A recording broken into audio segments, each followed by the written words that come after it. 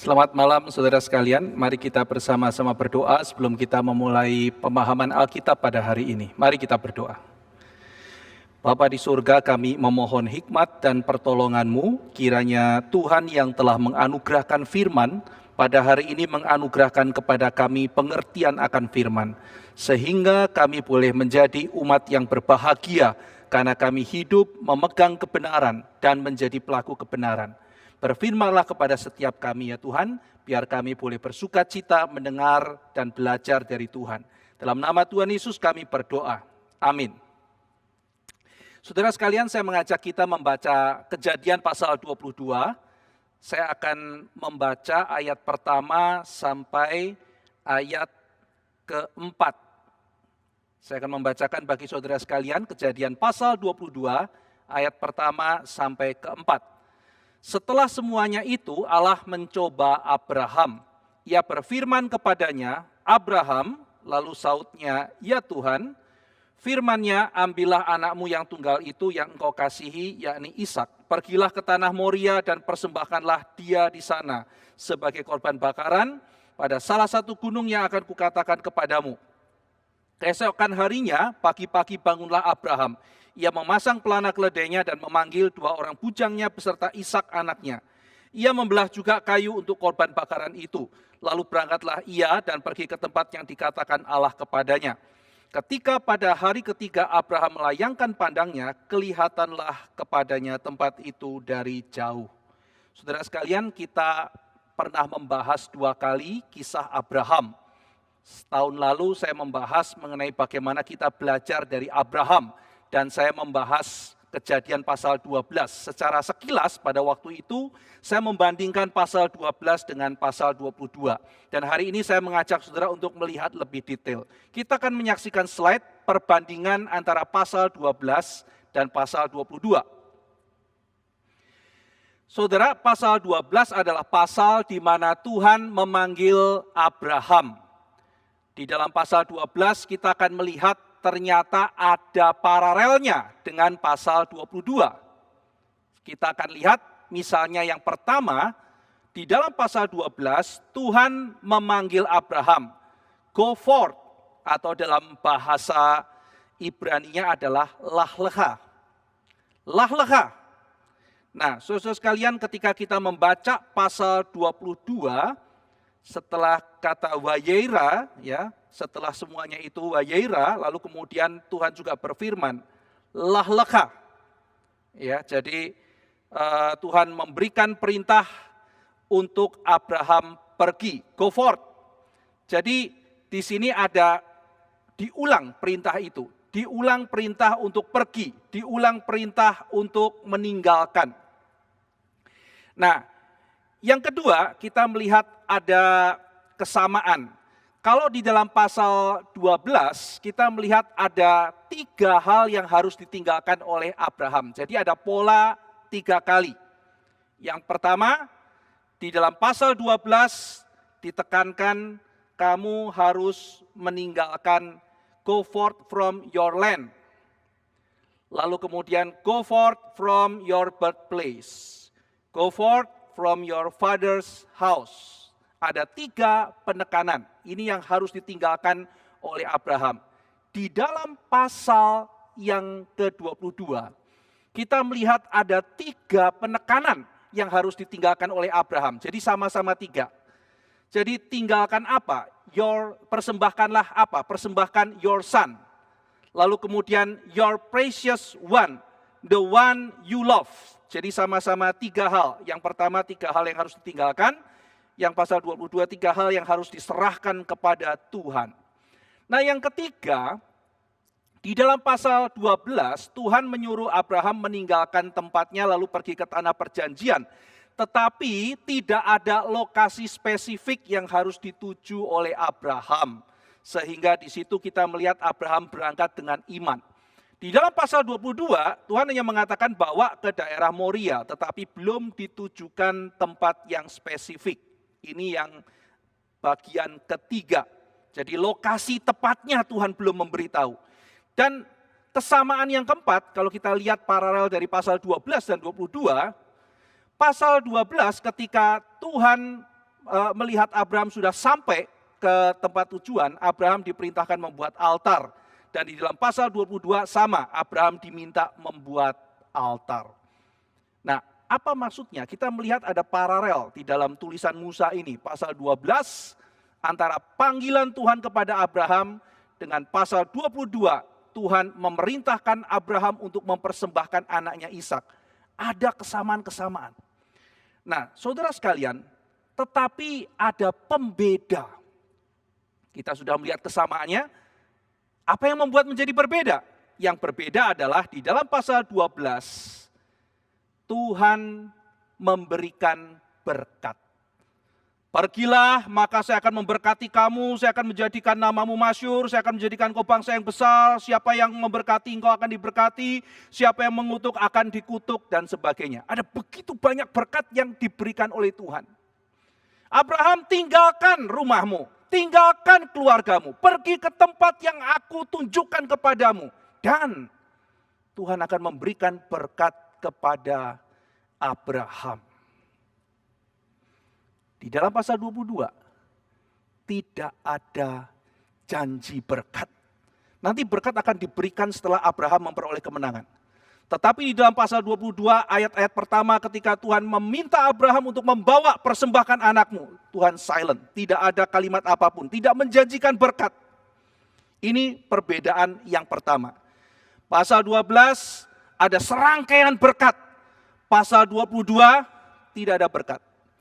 Nah, di dalam tahun lalu ketika saya membahas mengenai Abraham di pasal 12, saya memunculkan sebuah pertanyaan. Apakah kalau demikian ketika Abraham itu pergi meninggalkan tanah yang dia pertama huni, menuju ke tanah perjanjian, apakah motivasinya murni? Apakah motivasi Abraham itu baik?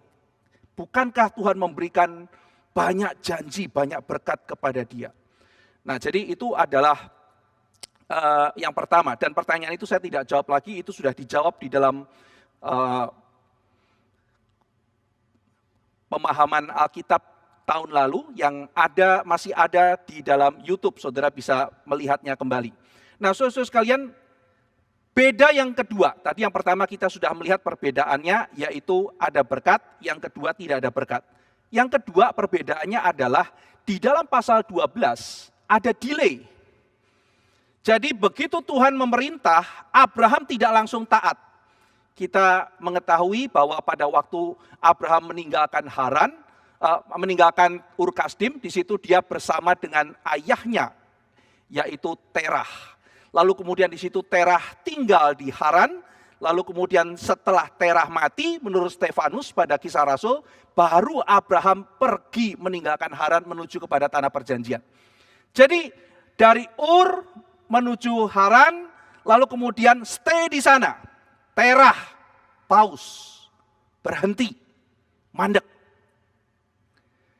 Jadi di situ secara panjang lebar saya membahas mengenai Terah, apakah Abraham itu keluar dari sana setelah Terah mati atau sebelum Terah mati.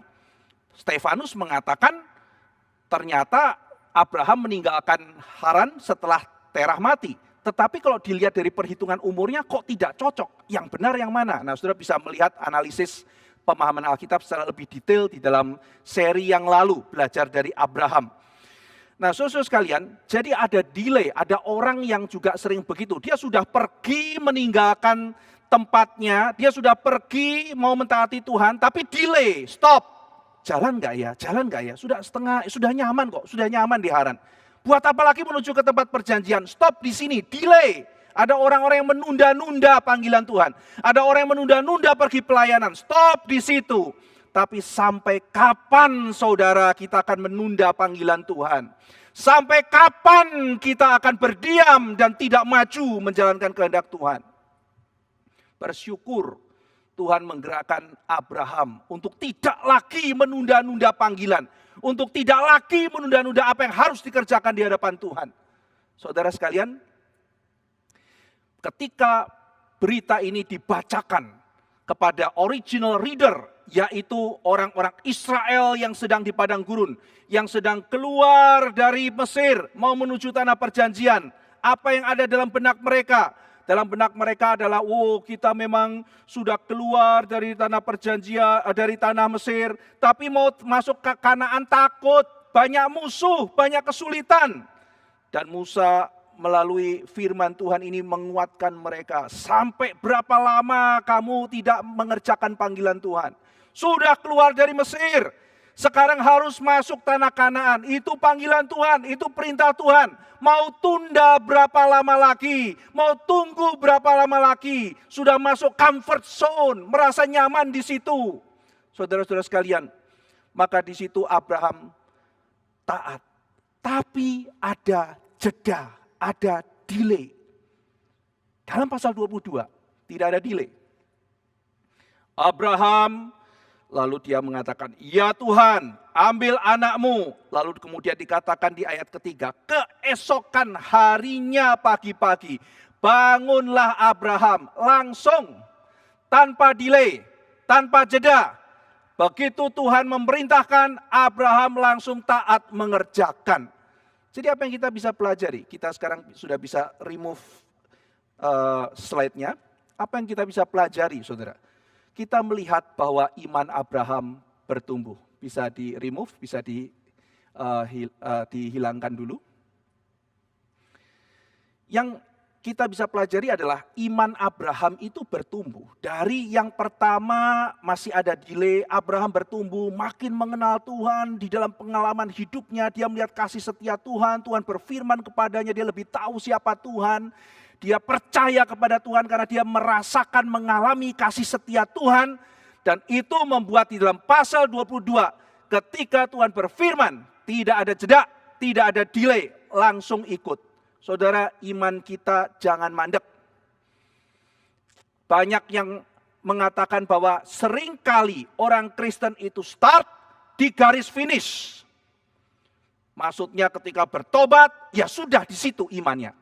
Tidak pernah maju, tidak pernah mau bertumbuh. Terus saya sudah di sini, saya sudah diselamatkan, saya sudah terima Kristus. Ya sekarang saya sudah enak-enak saja karena saya sudah diselamatkan, saya sudah percaya kepada Kristus. Iman Abraham adalah iman yang bertumbuh. Dia tidak mandek, dia tidak berhenti.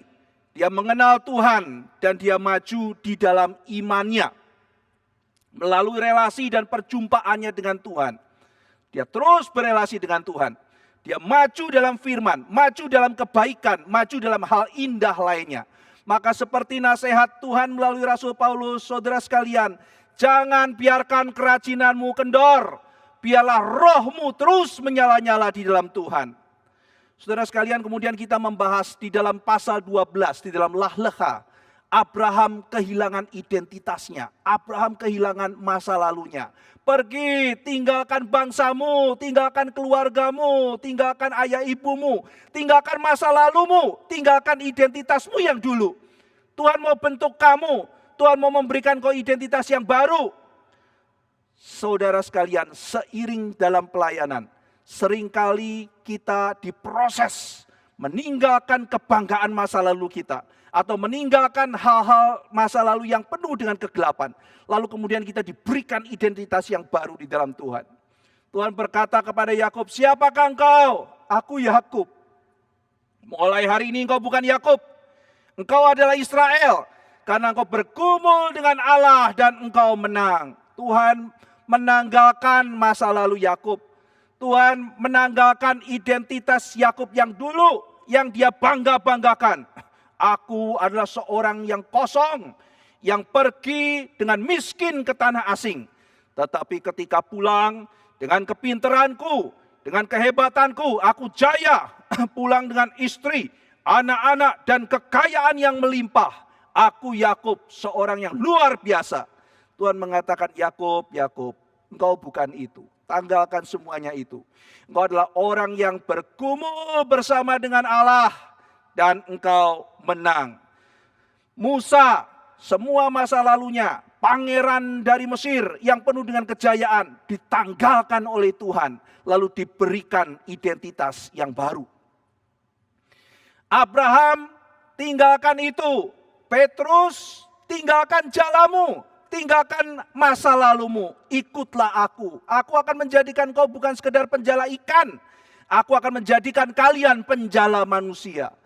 Tuhan seringkali meminta kita meninggalkan hidup yang lama, memberikan kepada kita hidup yang baru. Tetapi saudara, coba kita bayangkan di dalam pasal 12 ketika Abraham meninggalkan masa lalunya, meninggalkan tanah tempat kelahirannya, meninggalkan rumahnya, meninggalkan kampungnya, meninggalkan identitasnya sebagai orang Ur. Yang dia tinggalkan adalah masa lalunya. Dan yang ia dapatkan adalah hari depan. Abraham punya pengharapan, Abraham punya hari depan. Meskipun dia mungkin kehilangan kebanggaan masa lalu. Tetapi bukankah dalam hidup ini yang paling penting adalah pengharapan? Oh, kalau kita miskin, enggak apa-apa selama masih ada pengharapan. Kita tertekan, enggak apa-apa selama masih ada pengharapan. Kita mengalami kemalangan, oh tidak apa-apa kalau masih ada yang namanya pengharapan. Tetapi di dalam pasal 22, Abraham bukan kehilangan masa lalunya. Abraham akan kehilangan hari depannya. Abraham akan kehilangan semuanya, kehilangan pengharapannya. Maka pasal 22 jauh lebih berat dibanding apa yang terjadi di pasal 12. Dan sekali lagi, karena iman Abraham bertumbuh. Dalam bagian pasal 22 yang sering disebut juga akedah, akad mengikat ya, jadi akad nikah, ikatan. Jadi Ishak yang akan diikat. Maka dalam tradisi Yahudi seringkali disebut akedah. Pasal 22 ini. Pasal di mana Ishak diikat. The binding of Isaac. Jadi dalam akedah Abraham itu kehilangan masa depannya. Dia bisa kehilangan anak, kehilangan pewaris. Saudara, Nicholas Wolterstorff dalam Lament for the Son. Dalam bukunya dia menceritakan. Waduh, kalau di mana-mana ya. Anak menguburkan orang tuanya, menguburkan papa mamanya, itu sedih. Itu sedih sekali. Tetapi kalau seorang ayah atau seorang ibu menguburkan anaknya, bukankah itu tragedi? Berapa sedih orang tua. Kenapa? Karena Wolterstorff mengatakan karena ia menguburkan hari depannya, bukan? Dia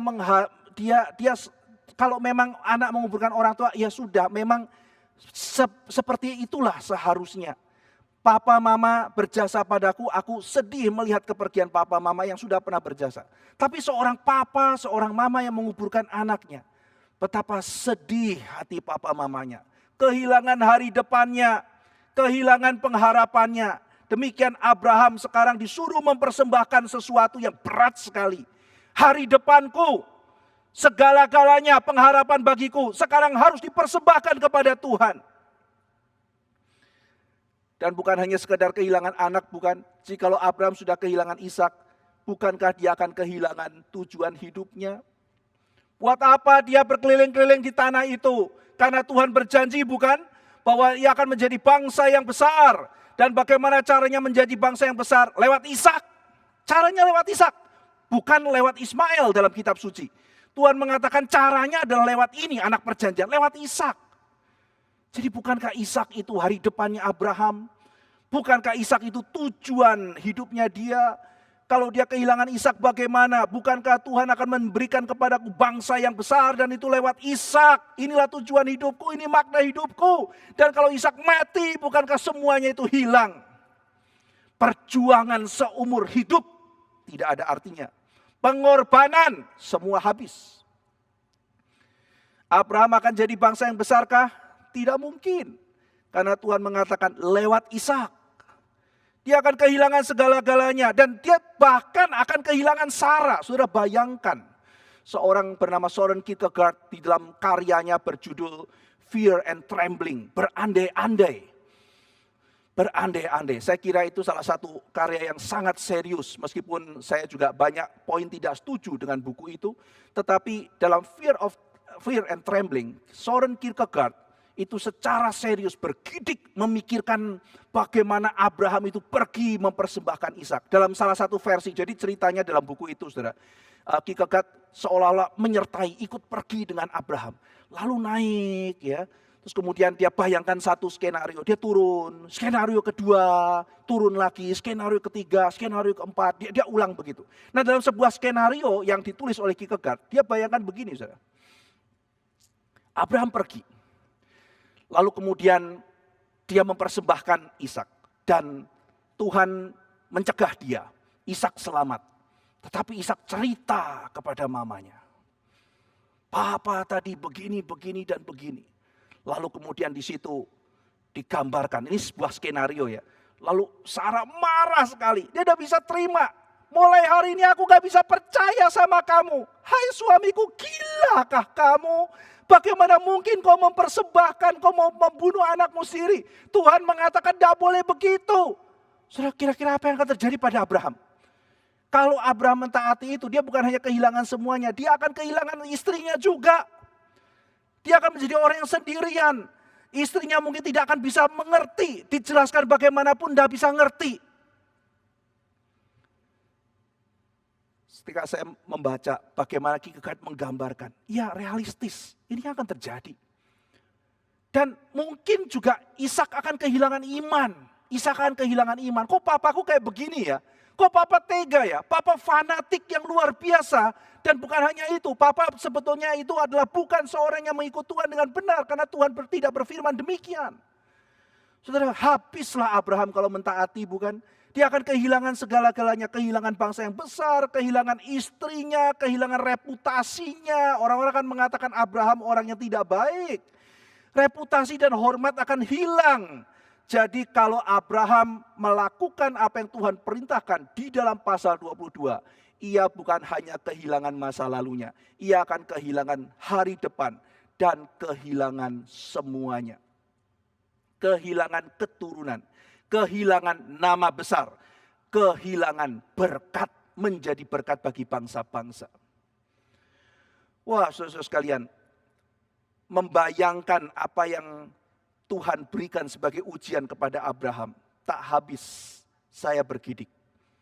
Kierkegaard bahkan memikirkan skenario, gimana ya kalau saya jadi Abraham ya? Anakku nanti bagaimana ya? Bahkan kalau aku percaya bahwa anakku akan pulang dengan selamat, bagaimana aku harus bersikap kepada dia? Tak gampang saudara, sulit luar biasa. Tetapi saudara-saudara sekalian, Tuhan memberikan anugerah kepada Abraham. Abraham diuji dan fakta bahwa kita semuanya diuji oleh Tuhan harus kita amini. Setiap kita tidak terkecuali mendapatkan ujian dari Tuhan. Maka satu-satunya di mana kita harus berdiri dengan tegap, kita harus beriman, kita percaya bahwa ketika Tuhan menguji, Tuhan tidak akan mencelakai kita. Karena ujian itu adalah untuk membentuk kita menjadi indah. Ayat 22 jelas, pasal 22 jelas katakan bahwa Tuhan akan menguji Abraham. Tuhan akan melihat bagaimana Abraham bersikap kepada dia. Saudara-saudara sekalian, di situ kita melihat bahwa Abraham berani beriman kepada Tuhan. Bahkan ketika sudah tidak ada fondasi lagi buat dia beriman. Nah saudara, saya memberikan penjelasan begini. Kadang kita masih mengatakan, oh saya beriman. Kenapa? Karena masih ada sandaran hal natural yang kita sandarkan. Saya ambil contoh begini saudara. Misalnya saudara punya gereja atau satu tempat pelayanan, saudara harus renovasi. Dan renovasi itu kira-kira memerlukan biaya 2 miliar untuk renovasi. Waduh, kas kita terbatas sekali. Misalnya gereja itu kasnya 500 juta, tapi harus renovasi 2 miliar. Bagaimana ya? Di kas 500 juta, renovasinya 2 miliar. Dikerjakan apa tidak ya? Tapi kalau tidak dikerjakan, renovasi tidak dikerjakan, ini bocor dan sebagainya. Nanti kalau misalnya rubuh, wah jemaat bisa celaka. Harus dikerjakan kah? Tiba-tiba saudara, ada satu orang mendekati saudara. Ceritanya saudara ketua pembangunan ya. Kemudian orang itu bilang, Pak, saya itu dapat berkat. Saya dengar Bapak mau renovasi gereja ya. Iya, gereja ini sudah roboh di sini, butuh 2 miliar untuk renovasi. Oke, saya akan memberikan 1,8 M. Waduh, jadi 1,8 sudah di tangan saudara. Dari satu orang, lalu yang tinggal 200 juta. 200 juta saudara pikir, kalau misalnya ditanggung sama-sama oleh jemaat, proses renovasi kira-kira setengah tahun. Dalam waktu setengah tahun 200 juta sekian banyak jemaat, masih menutup kemungkinan. Kalaupun tidak tutup, budget digeser-geser, mungkin 1,8 masih bisa dapat. Satu orang pun sudah bisa tutup. Maka saudara kemudian hari Minggu berdiri di mimbar dan mengatakan, saya sebagai panitia pembangunan menyatakan saudara kita akan membangun dan kas kita cuma 500 juta. Wow, yang lain begitu ya. Karena kita mau membangun 2 miliar. Waduh, gimana ya? Kasnya 500 juta, mau renovasi 2 miliar. Uang dari mana? Jangan takut saudara, kita beriman sama Tuhan. Jangan kayak orang gak punya iman. Wah, gagahnya begitu. Mari kita renovasi, kita berani beriman sama Tuhan. Mari kita jalankan. Saudara, itu bukan iman, saudara. Udah ada jaminan kok. Atau saudara sudah kalkulasi, ini jemaat saya sekian. Kalau satu orang kasih segini, dapatnya sekian. Lalu kalau begitu, nanti begini, kira-kira berapa lama akan dapat segini. Wah, saudara mengatakan, saya belum ada uang, tapi saya beriman pada Tuhan. Itu semuanya saudara-saudara sekalian. Itu sudah ada fondasi pijakan natural. Jadi klaim-klaim iman semacam itu bisa jadi sebuah penipuan terhadap diri. Sebetulnya udah dikasih tahu kok. Kalau kita sudah tahu iman apa itu, udah dikasih tahu kok, pasti akan seperti itu. Masih banyak sandaran-sandaran saudara, masih banyak tempat di mana kita bisa bersandar, di mana kita sebetulnya bisa mempertanyakan, saya beriman apa tidak. Namun ada saat saudara, saya percaya pasti ada saat di mana Tuhan itu menguji kita. Sampai betul-betul sudah tidak ada sandaran lagi mau beriman bagaimana. Nah, Abraham sudah sampai pada titik itu saudara. Bayangkan saudara, Tuhan tuh janji sama Abraham. Tuhan janji loh, aku akan menjadikan engkau bangsa yang besar. Oke, percaya sama janji Tuhan. Lewat Ishak. Lah, mungkin kalau lewat Lot, saya sudah membahas di dalam yang kedua saudara. Bahwa Abraham ada kemungkinan percaya, mungkinkah lewat Lot. Tapi tidak, bukan lewat Lot. Mungkin lewat Ismail, bukan lewat Ismail. Lewat siapa? Lewat Ishak. Oke, Tuhan janjimu padaku dan misiku adalah aku pergi ke tempat yang kau mau dan engkau akan menjadikan aku bangsa yang besar. Nanti melalui keturunanku seluruh bangsa di seluruh bumi ini akan mendapatkan berkat. Oke, dan lewat siapa? Pijakannya adalah lewat Ishak. Sekarang Tuhan bilang persembahkan anakmu Ishak. Bagaimana? Loh, sekarang Ishak ini kan fondasinya. Kalau ini kemudian dibunuh bagaimana? Bingung saudara Abraham, bingung betul-betul. Kalau Ishak dibunuh, pijakan imannya apalagi sudah tidak ada saudara. Nah disinilah saudara kita melihat Abraham beriman kepada Tuhan. Tuhan, aku tidak tahu lagi mau bagaimana. Sudah kelihatan semuanya tidak ada tempat untuk aku bersandar. Semuanya tidak bisa tolong. Saudara kadang kita dalam kesulitan kita minta pertolongan bukan? Saudara cari ketemu saudara. Saudara tidak bisa tolong. Pergi lagi cari orang yang mungkin teman saudara dekat. Teman dekat tidak bisa tolong. Waduh saudara tidak bisa tolong. Teman dekat tidak bisa tolong. Oh mungkin saudara cari orang yang powerful. Saudara cari orang yang powerful. Tidak bisa tolong saudara. Tidak bisa tolong. Cari hamba Tuhan. Ketemu sama hamba Tuhan. Hamba Tuhan juga tidak bisa tolong. Aduh bagaimana ya? Saudara tidak bisa tolong. Teman baik tidak bisa tolong. Orang punya power tidak bisa tolong. Lalu kemudian hamba Tuhan tidak bisa tolong. Oh mungkin saya masih punya uang. Saya masih bisa membeli pertolongankah? Saya punya uang, saya punya harta. Harta tidak bisa tolong saudara. Apakah saudara pernah mengalami hal itu? Atau sekarang saudara sedang mengalami hal itu? Tidak ada tempat lagi. Ya, saudara mau cari siapa juga tidak bisa. Saudara mungkin itu adalah momen di mana saudara harus tenang dan beriman kepada Tuhan.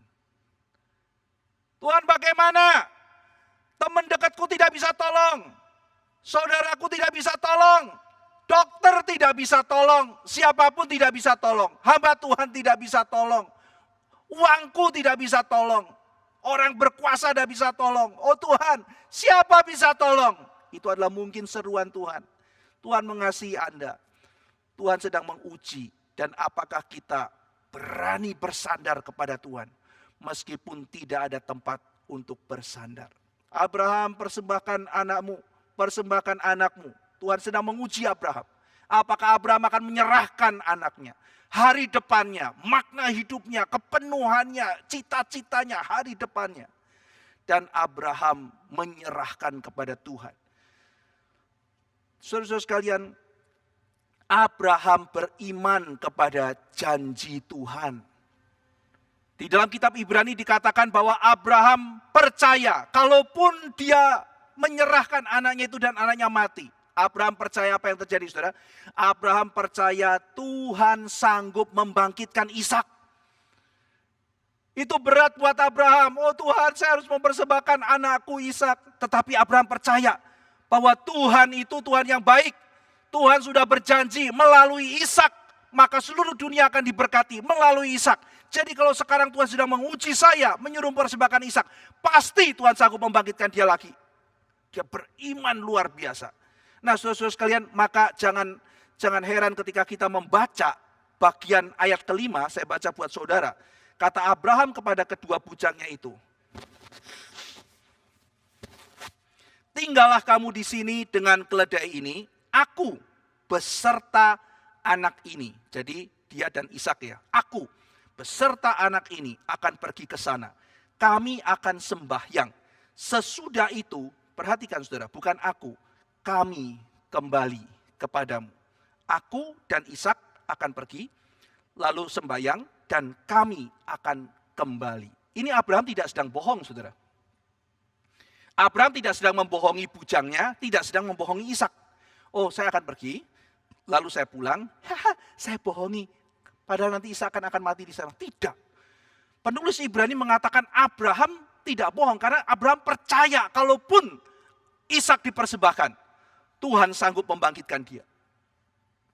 Nah, jadi Abraham belajar percaya kepada Tuhan karena ia sudah merasakan kesetiaan Tuhan. Saudara, Abraham diminta memberikan Ishak sebagai persembahan. Ayat kedua ya.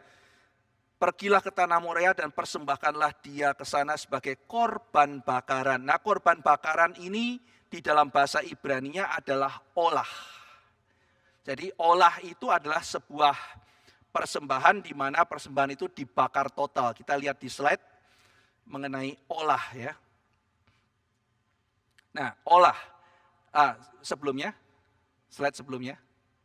Oke, ya, olah.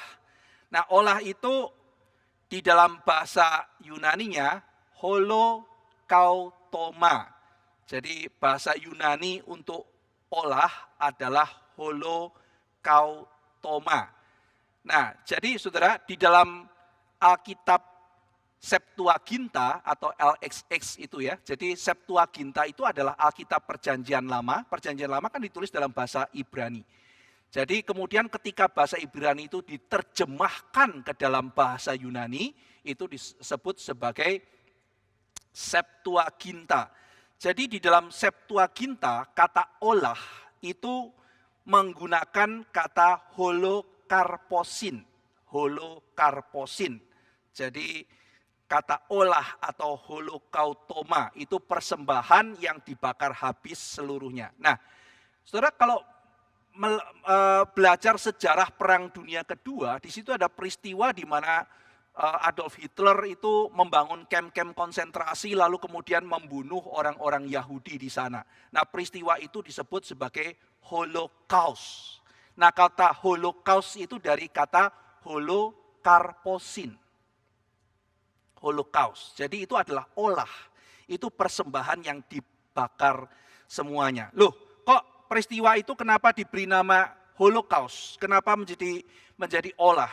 Karena pada saat itu, saudara, peristiwa pembantaian orang-orang Yahudi itu di surat kabar pada waktu itu dalam orang Ibrani menggunakan kata soah. Dalam bahasa Ibrani ya, soah. Soah itu terjemahannya kurang nyaman, saudara. Itu adalah katastrof, sebuah bencana, sebuah musibah gitu ya. Jadi peristiwa itu disebut musibah. Lalu kemudian di situ muncul pemikiran bahwa ini orang yang mati dibantai dengan kesedihan dan kepedihan. Mereka mengatakan apa ini tidak ada maknanya.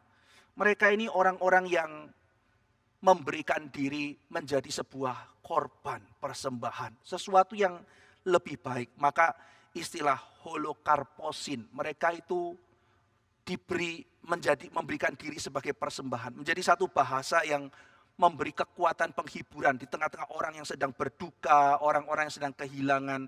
Kata holocaust ini dipakai, saudara, menjadi semacam sesuatu kekuatan. Ada meaningnya dia orang itu meninggal. Nah, saudara, kita juga melihat ya nantinya peristiwa holocaust itu sedikit banyak memicu kepindahan orang-orang dari Eropa, orang Yahudi di Eropa menuju ke daerah Timur Tengah yang menjadi sengketa sekarang ini. Sehingga tahun 48 nanti menjadi berdirinya negara Israel. Lalu di situ karena pada waktu itu tidak semuanya juga senang pulang, tetapi peristiwa Holocaust ini memicu orang-orang yang bagaimanapun juga akhirnya pulang ke tanah di daerah Timur Tengah. Nah, saudara, sehingga ada yang membaca korban apa? Holocaust menjadi orang-orang yang berkorban untuk munculnya sebuah bangsa. Nah, kita sekarang di media kita banyak menceritakan mengenai perang di Timur Tengah antara Israel dan juga Palestina. Kita sedih, kita berduka untuk korban-korban yang muncul di dua belah pihak, baik dari pihak Israel maupun juga di pihak Palestina. Kita berharap dan mendoakan supaya dua belah pihak menahan diri dan juga ada gencatan senjata, sehingga banyak rakyat sipil bisa diselamatkan dan korban bisa dicegah. Tetapi saudara-saudara sekalian, gorengan media yang tidak bertanggung jawab, yang selama ini narasi-narasi menggambarkan peperangan di Timur Tengah antara Israel dan Palestina sebagai perang Kristen melawan Islam, ini tentu saja adalah sebuah propaganda yang sangat ngawur dan tidak ada dasarnya. Permasalahannya begitu kompleks dan orang-orang yang mengatakan kalimat-kalimat seperti itu harus mempelajari sejarah panjang dari tahun 1918 ketika kekalahan Turki yang saat itu memihak kepada Jerman. Lalu kemudian tanahnya diberikan pada Inggris terus sampai akhirnya tahun 48. Rumit peperangan gak habis-habis. Itu kompleks sekali. Bagaimana mungkin langsung dibilang ini Kristen lawan Islam, penindasan dan sebagainya. Itu oversimplifikasi dan ngawur luar biasa. Saudara, harap di dalam tahun ini terjadinya peristiwa ini narasi-narasi yang benar, yang lebih bertanggung jawab juga lebih dikumandangkan. Karena sudah bertahun-tahun, saudara, kalimat-kalimat yang tidak bertanggung jawab itu beredar di mana-mana dan dipercaya. Kompleks peristiwanya. Nah, saya kembali kepada holokarposin tadi. Olah. Jadi kata holokarposin tadi saya jelaskan menggantikan shoah ya dalam Perang Dunia Kedua. Nah, olah itu adalah persembahan di mana semuanya itu dibakar. Kita lihat slide berikutnya. Ya, jadi ini adalah persembahan di mana general atonement of sin and submission to God will. Dibakar habis, dibakar total, tidak ada bagian yang disisakan, semua diberikan kepada Tuhan, itu olah. Jadi Ishak itu dipersembahkan total habis, tidak ada lagi yang tersisa, semuanya diberikan kepada Tuhan. Nah, itu meaning dari olah. Ya, jadi persembahkanlah anakmu, bakar habis, berikan, tidak ada bagian yang tersisa, semua diberikan kepada Tuhan, itu olah. Nah, lalu masih ada persembahan-persembahan yang lain di dalam Pentateuch kita pelajari dalam kitab Musa yang lain, ada yang namanya sebah selamim atau peace offering, korban pendamaian. Ya, disebut selamin karena akar katanya itu shalom. Ya, ucapan terima kasih sebagai korban ucapan terima kasih atas belas kasihan Tuhan ya, sebah selamin. Sebagian dibakar, tapi sebagian diberikan kepada imam yang dimakan oleh keluarga. Jadi di sini tidak semuanya dibakar, ada bagian yang diberikan kepada rohaniwan. Tidak ada kaitannya dengan dosa, yang ada adalah ucapan syukur. Jadi kalau olah ini adalah persembahan untuk pengampunan dosa, untuk penebusan. Sebah selamim, ini nanti kita kait dengan teologi ya saudara ya. Sebah selamin itu ucapan syukur, saya berterima kasih kepada Tuhan. Lalu ada persembahan lagi yang namanya katat atau sin offering, dari kata kait ya, meleset dari sasaran. Nah, ini sebagian besar dimakan. Nah, ini beda lagi ya. Jadi kalau katat berarti misalnya menggunakan kata katat, berarti yang dipersembahkan itu sebagian besar dimakan justru. Ya, nah, ini sebagai sebuah pengakuan dosa yang dilakukan di hadapan Tuhan. Lalu ada yang namanya asyam atau guilt offering. Jadi asyam itu kalau misalnya kita itu merasa ada dosa, tapi ragu, ini dosa apa bukan, ini salah apa enggak, kita tidak jelas juga. Waduh, saya melanggar ini dosa apa enggak ya, tidak jelas. Maka saya memberikan asyam, bukan khatat. Ya. Lalu ada yang namanya minha, itu adalah food and drink offering, ya, grain offering, menunjukkan manusia mempersembahkan karya dan segala yang ia hasilkan kepada Tuhan sebagai ucapan syukur, sebuah voluntary expression terhadap kebaikan Tuhan. Nah, jadi kita melihat ya, persembahan itu ada macam-macam, dan di sini yang diminta Tuhan, persembahkanlah anakmu itu sebagai olah. Sebagai olah. Nah, kita lewat dulu bagian ini, nanti kita akan masuk kembali ke bagian ini. Saudara-saudara sekalian, kalau kita melihat di dalam bagian ini, Abraham tidak berargumentasi kepada Tuhan. Tuhan bilang Abraham taat.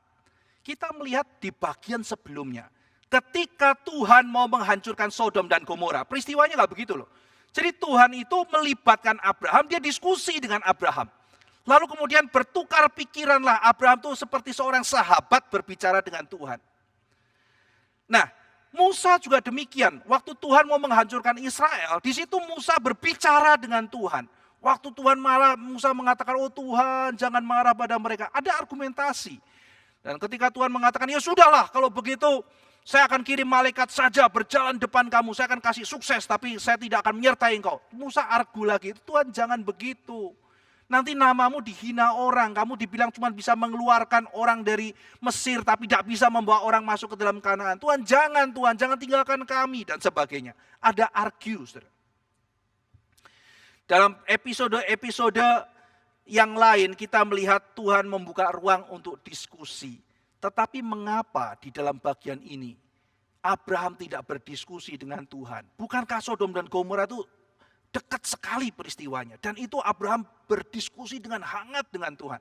Tapi kenapa saat ini dalam bagian pasal 22 tidak ada diskusi? Langsung Tuhan kasih perintah, langsung Abraham taat. Saudara sekalian, karena memang kalau kita melihat di bagian-bagian lain, Tuhan yang mengundang umatnya untuk berdiskusi. Misalnya Tuhan waktu itu mengatakan, masakan aku tidak membuka isi hatiku kepada hambaku Abraham. Jadi Tuhan membuka ruang, jadi Tuhan mengajak Musa, Tuhan mengajak Abraham untuk berdiskusi. Tetapi di dalam pasal 22, di sini Tuhan tidak membuka ruang diskusi pada Abraham. Makanya nggak ada diskusi. Jadi kalau pasal sebelumnya Tuhan itu memberi ruang untuk berdiskusi, di dalam pasal 22 tidak. Langsung Tuhan memberikan perintah dan Abraham taat. Nah, jadi kita melihat saudara, kalau kita aplikasikan di dalam parenting, kita akan melihat juga ya ada dua cara parenting yang kita kombinasikan. Dua-duanya harus ada. Ada momen-momen di mana itu semua itu kita berikan alasan, kita mengajak diskusi, kita melibatkan anak, kita berdiskusi dengan anak. Jadi ada momen-momen itu, diberikan penjelasan, diberikan pengertian, diberikan sesuatu, semuanya kita berikan.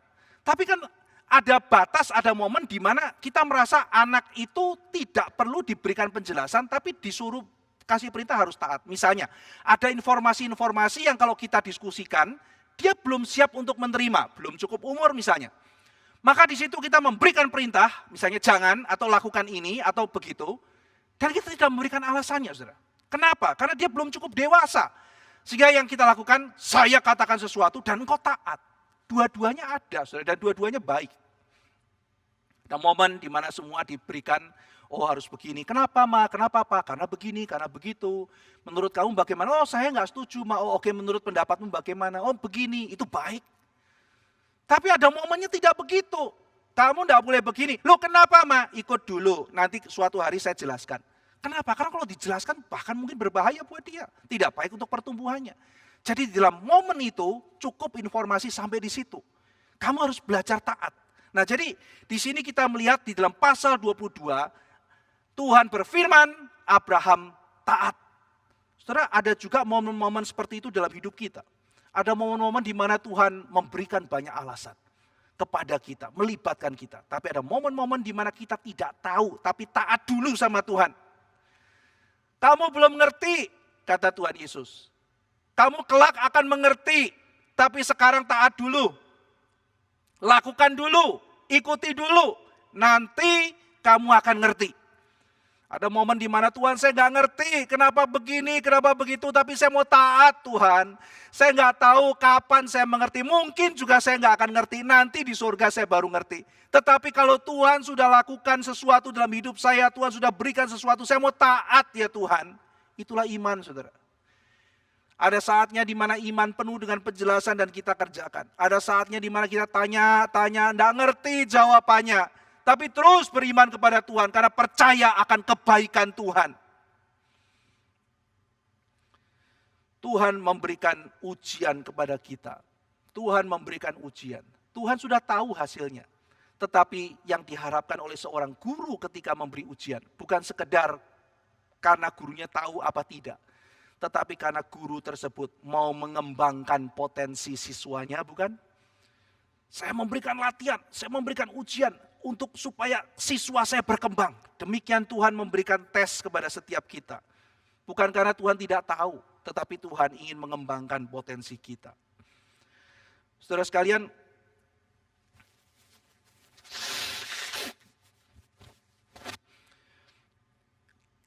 seorang bernama Immanuel Kant mempermasalahkan, mengapa ya kok Tuhan memberikan perintah yang kejam? Bukankah Tuhan memerintahkan supaya tidak boleh membunuh? Itu kan perintah Tuhan, jangan membunuh. Bukankah Tuhan itu tidak mau Abraham seperti bangsa-bangsa yang lain yang mempersembahkan anaknya pada zaman itu? Bukankah Abraham akan berbeda? Kenapa sekarang Abraham diperintahkan untuk melakukan sesuatu yang berlawanan dengan natur Tuhan sendiri? Kan mengatakan, ya yang pertama bisa jadi Abraham salah dengar. Itu bukan Tuhan, itu setan. Yang kedua, ya bisa jadi memang bagian ini benar-benar sebetulnya tidak ada. Tuhan tidak pernah berkata begitu. Ya, yang ketiga, ya Abraham gila. Abraham gila. Nah, saudara, jadi di sini kan mempermasalahkan ini nggak etis ini. Jadi kalau berdasarkan dari kacamata etika, tidak benar. Abraham mempersembahkan anaknya. Nah, Soren Kierkegaard, filsuf selanjutnya, itu mencoba menjawab keberatan Kant gitu ya. Ceritanya panjang dan itu mungkin perlu sesi tersendiri untuk menjelaskan bagaimana Kant mengkritik dan bagaimana Kierkegaard menjawab teori-teori Kant ya. Bahkan dia meledek dengan menggunakan kalimat Kant yang memang Abraham itu gila gitu ya, tapi gila dalam pengertian yang positif begitu. Jadi dia nanti membalik itu. Teori Kierkegaard disebut teleological suspension of the ethical. Jadi semacam kalau misalnya ada perintah tapi ada sesuatu yang lebih tinggi dan tujuannya mulia, maka perintah itu bisa disuspend untuk melakukan sesuatu yang di atasnya. Kira-kira begitu. Nah, lepas dari kita menikmati buku Kierkegaard yang motivasinya baik, dia mau menjelaskan bahwa Kant itu memisahkan antara Tuhan dengan etika. Jadi etika itu dipisahkan dari Tuhan. Sehingga dengan demikian ketika kita beretika, kita tidak perlu Tuhan. Kira-kira itu yang proyeknya kan seperti itu. Nah, Kierkegaard mengatakan kalau kamu memisahkan Tuhan dengan etika, nanti jatuhnya kayak seperti kalau dalam kisah klasik itu kayak Euthyphro. Kalau di dalam kisah ya Euthyphro itu akhirnya bingung menjawab ya. Jadi mengalami Euthyphro dilema. Ketika Tuhan dan keadilan dipisahkan, ketika antara Tuhan dan etika dipisahkan, itu bingung, tidak bisa jawab pertanyaan-pertanyaan yang disebut Euthyphro dilema. Misalnya saudara ya, jadi sesuatu itu baik karena Tuhan mengatakan baik, atau sesuatu itu baik, sudah baik, maka Tuhan katakan itu baik. Nah ini kalau misalnya saudara mengatakan, oh sesuatu itu sudah baik, maka Tuhan katakan itu baik. Berarti kebaikan itu sama Tuhan terpisah, kira-kira begitu. Ya, nah, lalu pertanyaannya kebaikan ini dari mana? Nanti menjadi pertanyaan selanjutnya. Nah, tetapi kalau misalnya kita percaya bahwa Tuhan itu sumber kebaikan, sumber keadilan, maka semua yang Tuhan atau Tuhan lakukan, Tuhan katakan itu adalah keadilan. Semua yang Tuhan lakukan itu adalah kebenaran. Maka kalau mempertanyakan Tuhan memerintahkan Abraham untuk mempersembahkan Ishak. Kita mengatakan Tuhan tidak etis. Menurut Kierkegaard ini problem. Karena sumber etika itu Tuhan, sumber keadilan itu Tuhan. Kalau kita mengatakan Tuhan tidak adil itu problem. Berarti kita memisahkan antara Tuhan dengan keadilan. Nah, tapi kalau kita mengatakan bahwa sumber keadilan itu Tuhan, Tuhan itu adil, Tuhan itu benar, bagaimana menjelaskan kenapa Tuhan memerintahkan Abraham untuk misalnya mempersembahkan Ishak? Bagaimana secara etika ini dipertanggungjawabkan? Nah, jadi inilah pergumulan yang dialami oleh Kierkegaard dan dalam buku itu dia berusaha untuk menjelaskannya. Ini perlu studi khusus ya saudara. Tetapi pada intinya saya tidak sepenuhnya setuju pada Kierkegaard karena sebetulnya kalau kita melihat Tuhan tidak pernah menyuruh Abraham untuk endingnya itu menyembelih Ishak. Tidak, saudara. Jadi perintah di awal itu belum selesai. Kita melihat apa yang Tuhan mau ceritakan, saudara. Karena sebetulnya yang dikorbankan itu bukan Ishak. Yang dikorbankan adalah anak tunggal Allah. Makanya 3 kali diulang ya mengenai anak tunggal yang kau kasihi. Itu 3 kali diulang. Bukan anak Abraham yang akan dikorbankan, namun anak Allah. Jadi Ishak itu adalah tipologi dari Tuhan Yesus Kristus. Ishak lahir secara ajaib, demikian Kristus lahir secara ajaib. Ishak adalah anak perjanjian, demikian juga Kristus adalah anak yang dijanjikan. Ishak menggotong kayunya, demikian Kristus juga menggotong kayu salibnya. Ishak menjalankan pengorbanan dengan kerelaan hati, demikian juga Kristus menjalankan pengorbanan dengan kerelaan hati.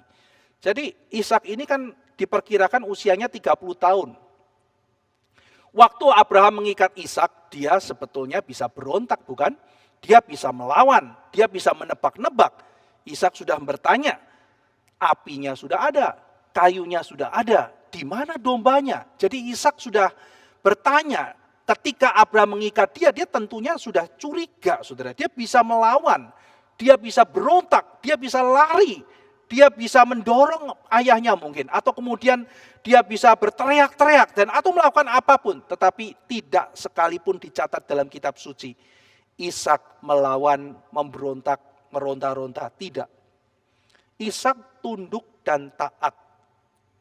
Ishak juga orang beriman, saudara. Nanti kita melihat ketika Tuhan berfirman kepada Ishak waktu kelaparan, jangan pergi ke Mesir. Ishak taat. Jangan pergi ke Mesir. Waktu itu salah satu pilihan logis adalah dalam kondisi kelaparan pergi ke Mesir. Tuhan bilang sama Ishak jangan, dan Ishak taat. Ishak adalah anak yang taat kepada Tuhan. Maka pada saat itu dia tidak melawan, ia tunduk, ia taat. Seperti Kristus, domba yang dibawa ke pembantaian. Nah saudara, jadi Ishak adalah tipologi Kristus. Jadi di sini saudara, ini sebuah rangkaian cerita. Abraham diuji untuk membawa Ishak. Untuk akhirnya, kenapa bagian ini penting? Karena ini di sini Tuhan akan membongkar sebuah rahasia yang penting. Mengenai Kristus yang nanti akan datang. Kristus yang nanti akan menjadi domba yang disediakan. Saya bacakan saudara, Kejadian pasal 22 ayat 6 sampai 8. Saya bacakan buat saudara. Lalu Abraham mengambil kayu untuk korban bakaran dan memikulkannya ke atas bau Ishak. Tadi kita sudah bahas itu ya. Sedang di tangannya dibawanya api dan pisau. Demikianlah keduanya berjalan bersama-sama. Lalu berkatalah Ishak kepada Abraham ayahnya, "Bapa," saut Abraham, "Ya anakku." Wah, ini bagian yang paling mengharukan ya saudara. "Bapa," waduh kok ngomong panggil bapak gitu. Relasi bapak dan anak. Ini anak mau dikorbankan lalu kemudian dia panggil papa. Waduh gak tahan saudara. Gak tahan panggilnya. Abraham menjawab, "Hineni, hineni." Bertanyalah Ishak, "Di sini sudah ada api dan kayu. Tetapi di mana anak domba untuk korban bakaran itu?" Saut Abraham, "Allah yang akan menyediakan anak domba untuk korban bakaran baginya, anakku. Demikianlah keduanya berjalan bersama-sama. Allah yang akan menyediakan korban bakaran baginya, anakku. Saya bacakan terjemahan ESV ya saudara. And Isaac said to his father Abraham, my father, and he said, here I am, my son. Perhatikan saudara. He said, kata Ishak ya, behold the fire and the wood, but where is the lamb for the burnt offering? Behold the fire, behold the wood. Papa, behold the fire, behold the wood. Lamnya mana? Lamnya mana, Papa? Saudara-saudara sekalian, Abraham mengatakan, Tuhan akan menyediakan. Dan pertanyaan itu bergema, behold the fire, behold the wood. Where is the lamb? Where is the lamb? Behold the fire, behold the wood. Where is the lamb? Dan ribuan tahun kemudian dalam Injil Yohanes, 2 kali Yohanes Pembaptis mengatakan dalam Injil Yohanes, behold the Lamb of God. Di situ saudara. Papa lihat apinya sudah ada, behold the fire. Papa lihat, behold the wood. Lamb-nya mana? Dan Yohanes dengan tegas mengatakan, behold the Lamb of God. Anak domba Allah. Allah yang menyediakan anakku. Bukan kita, bukan engkau. Allah yang akan menyediakan. Behold the Lamb. Nanti di dalam Yohanes pasal 1 ayat 29. Yohanes pasal 1 ayat 36. Lalu kemudian Tuhan memakai mulut Pilatus. Yohanes pasal 19 ayat 5. Behold the man. Behold the lamb. Behold the lamb. Behold the man. Kemudian Yohanes 19 ayat 14. Mulut Pilatus juga. Behold your king. Anak domba Allah. Anak manusia. Rajamu.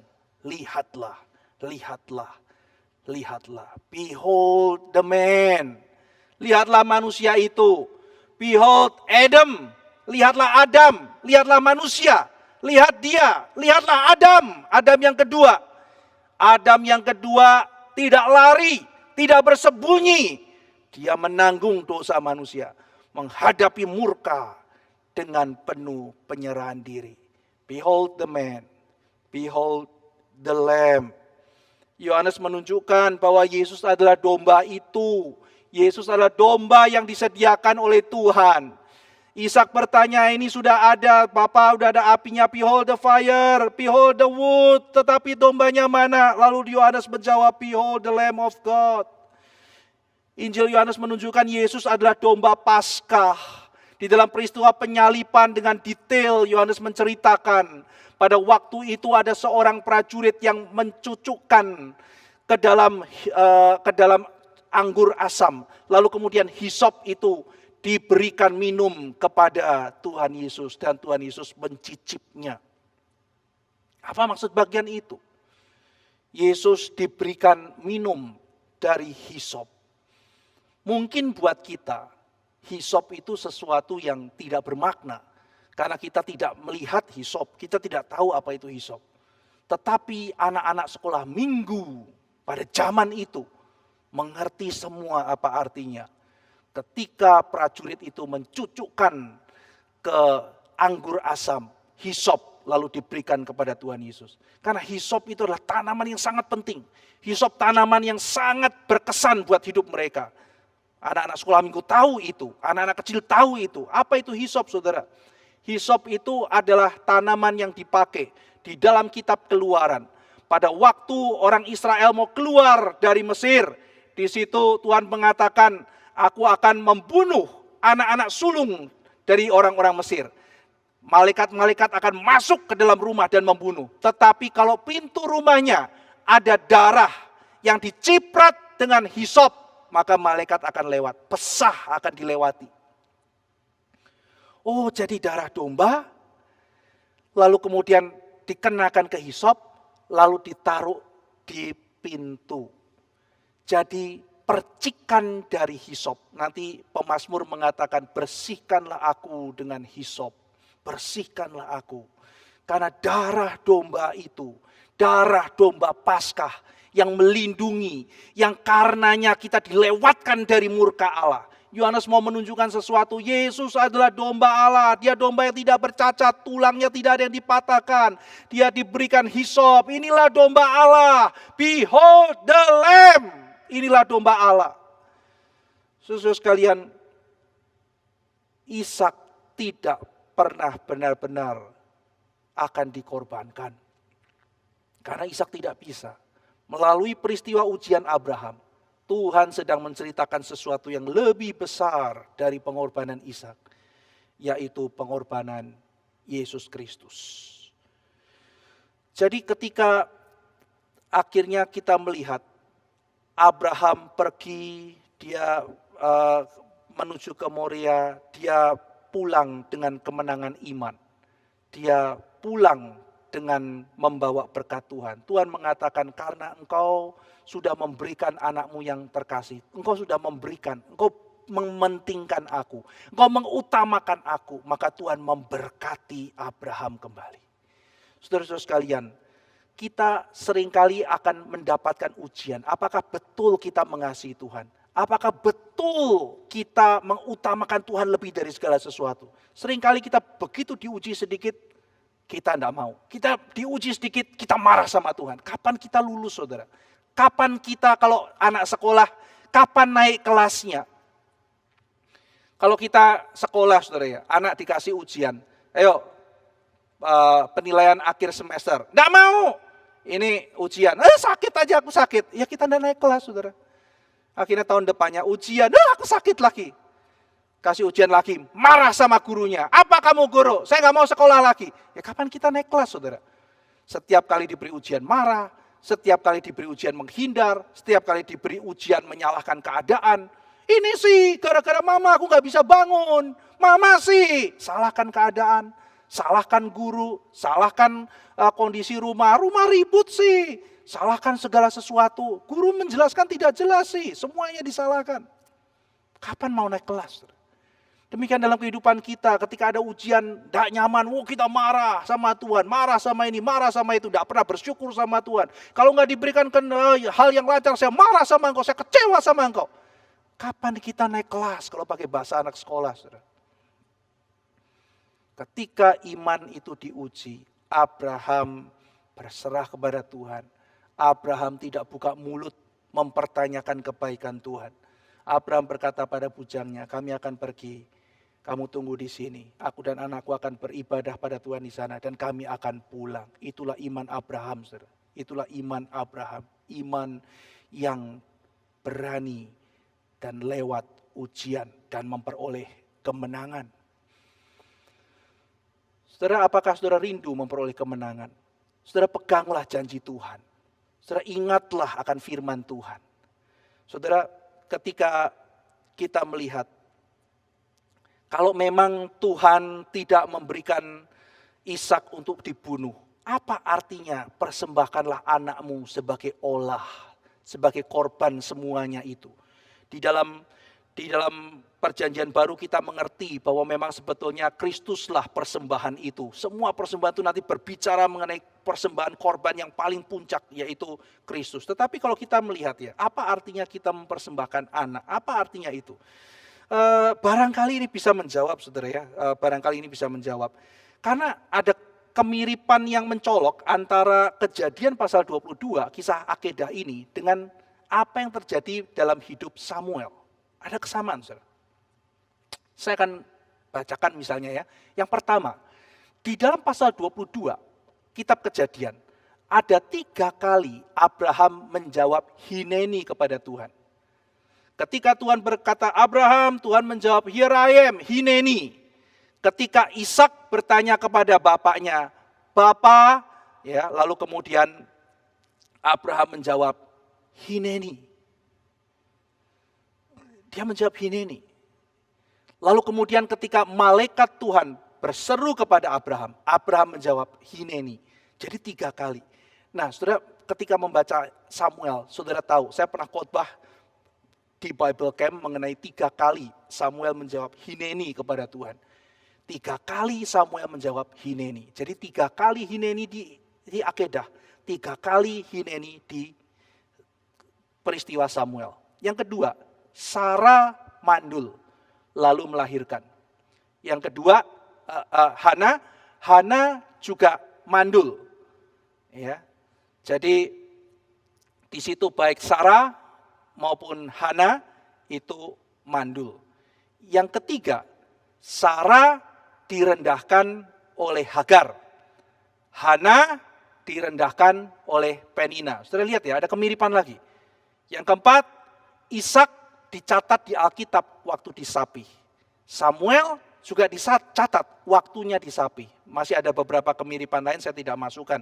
Seperti misalnya mereka sama-sama dipanggil Naar di dalam anak gitu ya. Istilah yang panggilannya adalah Naar. Ada banyak kesamaan yang lain. Nah, saudara, tetapi yang menarik adalah ketika di situ dikatakan bahwa ada kemiripan ini, ketika Hana dan suaminya itu membawa Samuel, apa yang mereka lakukan? Mereka tidak membakar, bukan saudara? Mereka tidak membakar, tetapi apa yang mereka lakukan? Hana itu memberikan Samuel untuk Samuel nanti melayani Tuhan seumur hidupnya.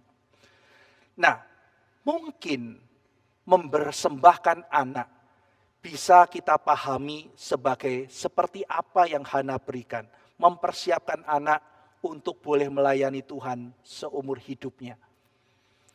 Ya, jadi kemiripan-kemiripan ini mungkinkah menunjuk bahwa seperti Hana memberikan Samuel untuk dididik, lalu kemudian melayani Tuhan seumur hidup. Meskipun akhirnya anak-anak Imam Eli bukan menjadi contoh yang baik, tetapi paling tidak kita melihat kesungguhan Hana yang mau membawa persembahan, yaitu memberikan anaknya Samuel menjadi persembahan yang hidup. Nanti ini istilah yang dipakai oleh Paulus. Persembahkanlah tubuhmu sebagai persembahan yang hidup, bukan persembahan yang mati. Dipersembahkan kepada Tuhan artinya kita betul-betul memberikan hidup kita untuk boleh melayani Tuhan. Persembahkanlah tubuhmu sebagai persembahan yang hidup, yang kudus, yang berkenan kepada Allah. Itulah ibadahmu yang sejati, kata Paulus dalam kitab Roma pasal 12. Jadi di sini kita melihat Abraham, tindakan dia mempersembahkan Ishak menjadi sebuah tipologi. Nanti Kristus adalah domba yang disediakan bagi umat manusia. Dan kita melihat bagaimana kita memahami orang yang mempersembahkan anak. Kita mungkin bisa melihat di dalam kasus Hana yang mempersembahkan Samuel. Memberikan Samuel untuk menjadi anak yang seumur hidup boleh dipakai oleh Tuhan. Dipersiapkan melayani Tuhan baik-baik. Kiranya kita juga membawa persembahan kepada Tuhan. Memberikan hidup kita sebagai persembahan yang hidup.